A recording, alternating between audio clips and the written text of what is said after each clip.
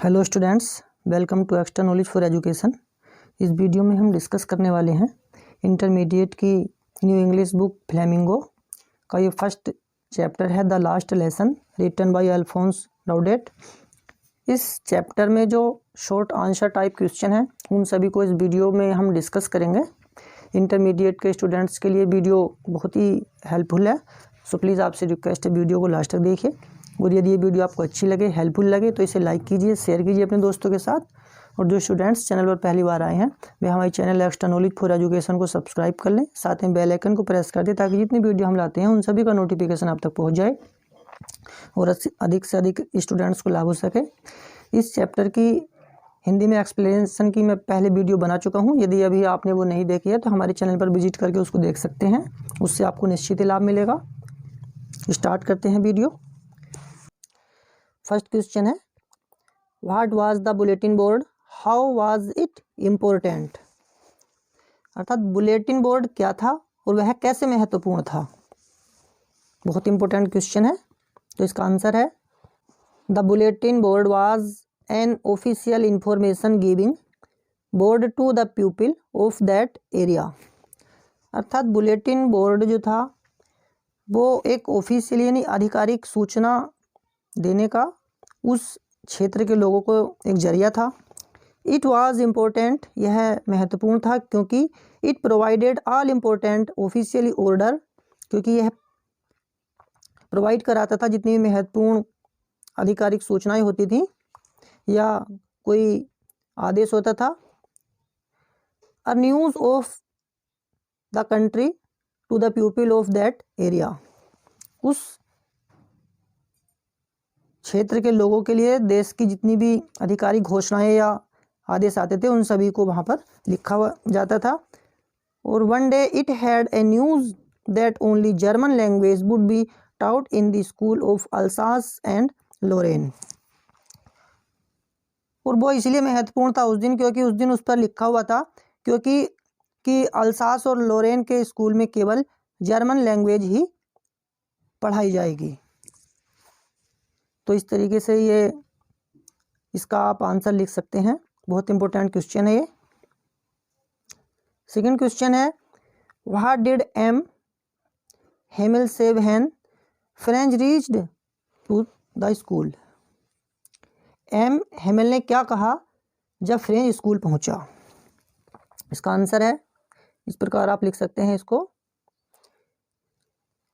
When Franz reached to the school, जब Franz school पहुंचा तो उनके जो टीचर थे एम हेमल, उन्होंने काइंडली सेड, दयालुता पूर्वक कहा, go to your place quickly little Franz, कि नन्हे फ्रेंच आप शीघ्रता से अपने स्थान पर पहुंच जाओ। We were beginning without you, हम तुम्हारे बिना ही शुरू करने वाले थे। अर्थात उनके कहने का तात्पर्य था कि फ्रेंच अपने स्थान पर जाकर बैठ जाओ, हम आज आपके बिना ही ये क्लास शुरू करने वाले थे। इस तरीके से आप इसका आंसर लिख सकते हैं। बहुत इंपॉर्टेंट क्वेश्चन है ये भी। थर्ड क्वेश्चन है, what did M Hamel speak first in the class that day about the last lesson. उस दिन एम हेमल ने पहली बार कक्षा में आखिरी पार्ट के बारे में क्या बोला। तो इसका आंसर आप ये लिख सकते हैं, In the class that day about the last lesson, M. Hamel spoke first. उस दिन एम हेमल ने आखिरी पार्ट के बारे में सबसे पहले ये बात बोली, माई चिल्ड्रन, मेरे बच्चों, this is the last lesson I shell give you, कि जो मैं तुम्हें आज सिखाने वाला हूँ, पढ़ाने वाला हूँ, वो अंतिम पार्ट है।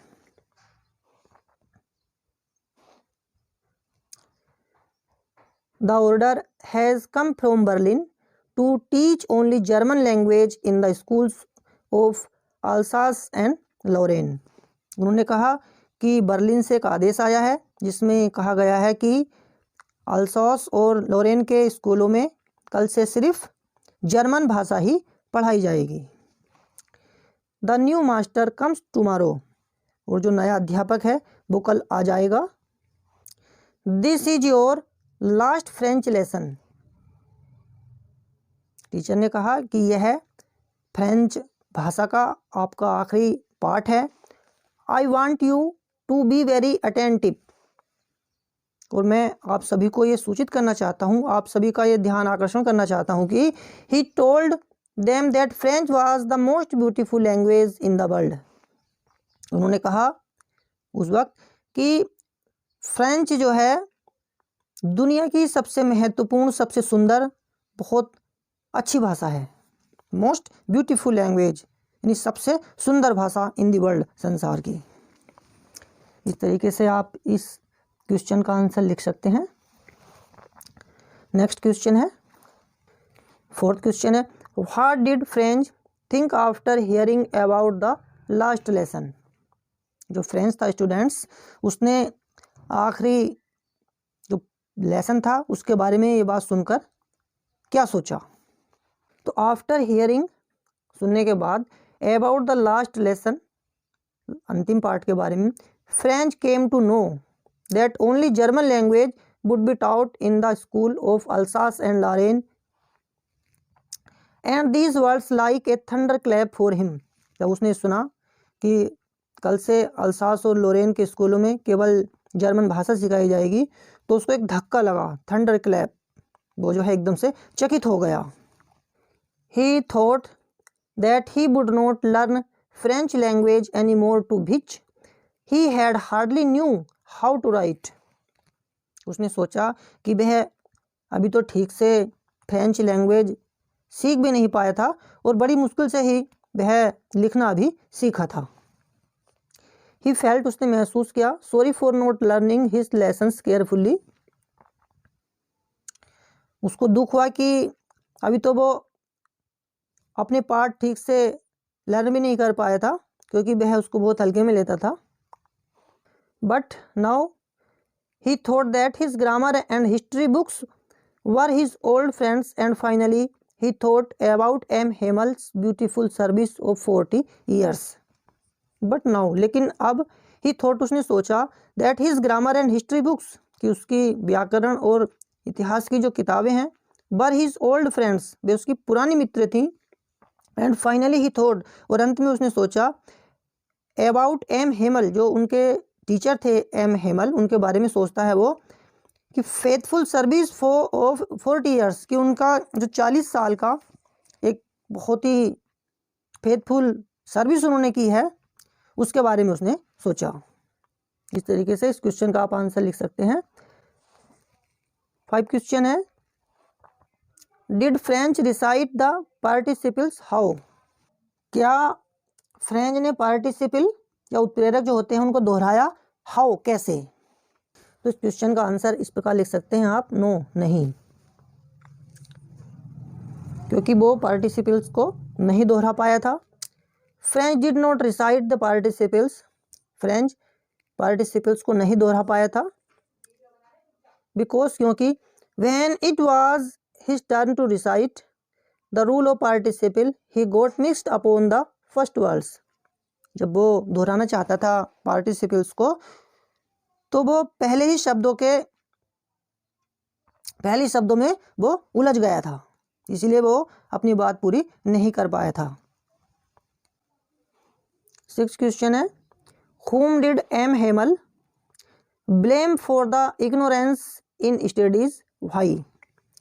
M. Hamel ने किसको दोषी माना, जो शिक्षा के प्रति, पढ़ाई के प्रति लापरवाही थी, तो उसके प्रति M. Hamel ने किसको दोषी बताया और क्यों। M. Hamel blame to the parents of French. M. Hamel French के माता पिता को दोषी मानता है, एंड टू हिमसेल्फ, और खुद को, also for the ignorance in studies. उसकी जो फ्रेंच था वो थोड़ा लापरवाह था, तो उसकी लापरवाही में कौन कौन दोषी हैं उसका एक्सप्लेन पोएट करते हैं।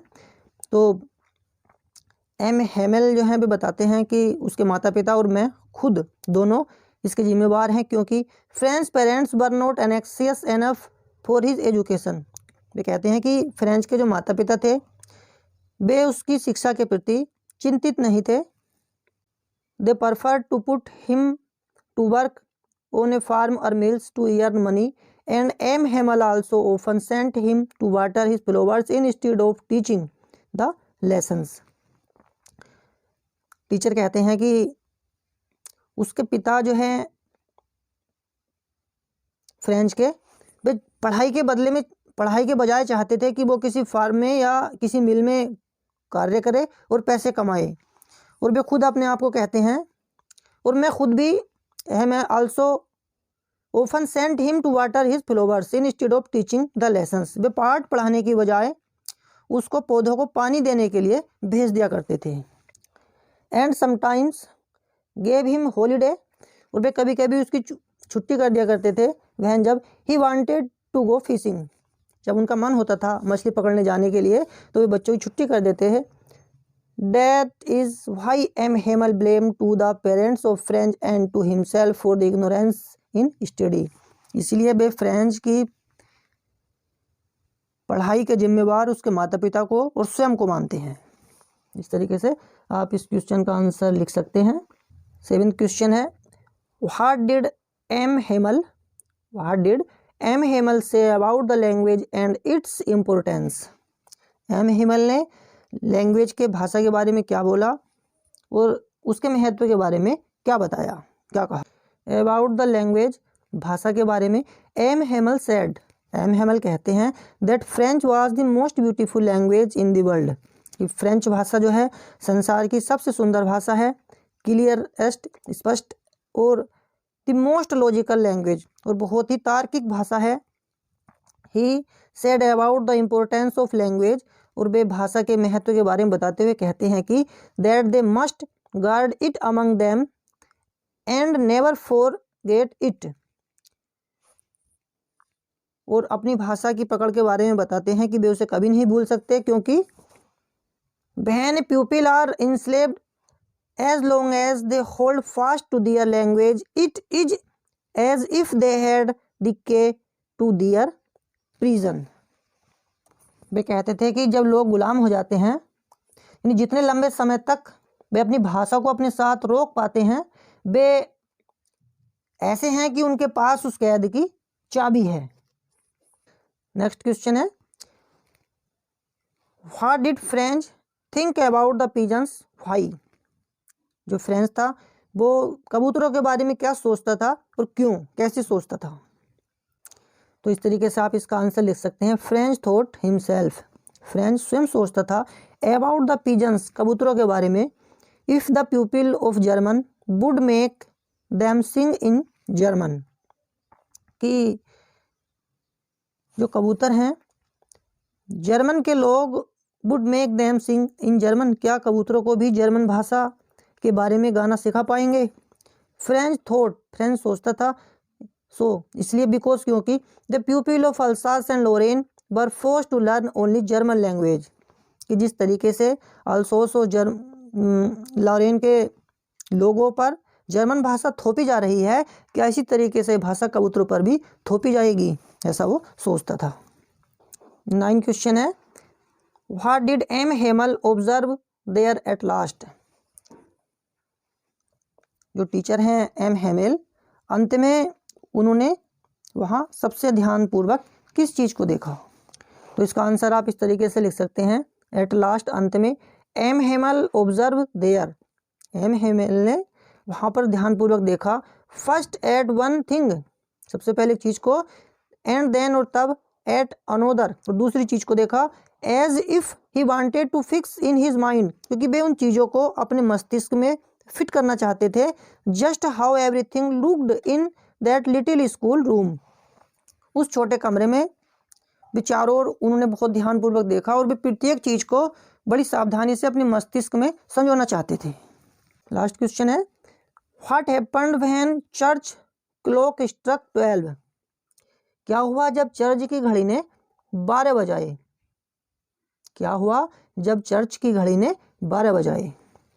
तो इसका आंसर आप इस तरीके से लिख सकते हैं, व्हेन चर्च क्लॉक स्ट्रक 12, जब चर्च की घड़ी ने 12 बजाने की घंटी बजाई, it was the time of English, तो यह इंग्लिश के उनकी पूजा का समय होता था, and the same moment of Trump's of the Persian returning from drill. और उस समय जो पर्शियन सैनिक थे वे अपना युद्धाभ्यास करके अपनी एक्सरसाइज करके वापस लौटते थे। साउंडेड अंडर द विंडो, और उसी की आवाज़ खिड़की के अंदर आ रही थी। एम हेमल स्टूड अप, तब एम हेमल खड़े हो गए, वेरी पेल, जो बहुत पीले दिखाई पड़ रहे थे, इन दी चेयर, अपनी कुर्सी पर। And he turn to the black board, और वे खड़े होकर ब्लैक बोर्ड की ओर मुड़े। टूक ए पीस ऑफ चाक, उन्होंने चाक का एक टुकड़ा उठाया। ही रोट, उन्होंने लिखा, वाइव ला फ्रांस, फ्रांस जिंदाबाद। Then he made a gesture to us with his hand, और उन्होंने अपने हाथ से हमारी ओर इशारा करते हुए कहा, स्कूल इज डिसमिस्ड, कि अब स्कूल का समय पूरा हो गया, यू मे गो, आप जा सकते हो। अर्थात स्कूल की छुट्टी उन्होंने बोल दी और घर जाने के लिए इशारा किया। इस तरीके से आप इस क्वेश्चन का आंसर लिख सकते हैं। ये बहुत इंपॉर्टेंट क्वेश्चन है इस लेसन के। आपकी इस बुक के 2 शॉर्ट आंसर टाइप क्वेश्चन आएंगे जो 4-4 नंबर के होंगे। इस तरीके से आप अपने 8 नंबर पक्के कर सकते हैं। फ्रेंड्स, आपको वीडियो कैसी लगी कमेंट सेक्शन में अपनी राय ज़रूर दें, और वीडियो भी आपको अच्छी लगी हो तो इसे लाइक कीजिए, शेयर कीजिए। वीडियो को लास्ट तक देखने के लिए आपका बहुत बहुत धन्यवाद। Thanks for watching this video. Thank you very much all of you. जय हिंद, जय भारत, वंदे मातरम।